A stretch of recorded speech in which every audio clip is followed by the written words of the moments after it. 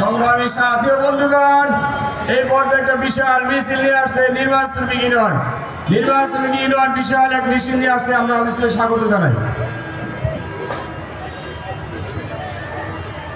সংগ্রামী সাথী ও বন্ধুগণ, আজকে পয়লা মের এই কর্মসূচি, এই মহাসমাবেশ হলো 1886 সালে আমেরিকার শিকাগো শহরে হেগ মার্কেটে আপনাদের এই শ্রমিকদের কর্মঘণ্টা 8 ঘন্টা এবং শ্রমিকদের ন্যায্য অধিকার দাবির আদায়ের জন্য আমাদের অসংখ্য শ্রমিক নেতৃবৃন্দ ফাঁসির কষ্টে তাদের তাজা জীবন বিলিয়ে দিয়েছেন। শুধুমাত্র শ্রমিকদের অধিকার আদায়ের জন্য আমরা সেই অধিকার আজ পর্যন্ত পুরোপুরি বাস্তবায়ন করতে পারি নাই।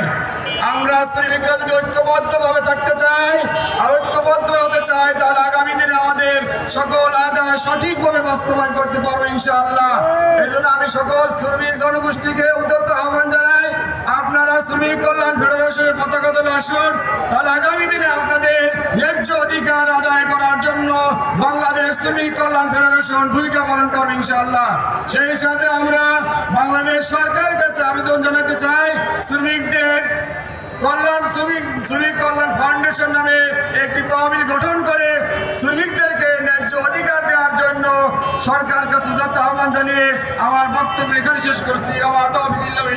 আসসালামু আলাইকুম ওয়া রাহমাতুল্লাহি ওয়া বারাকাতুহু।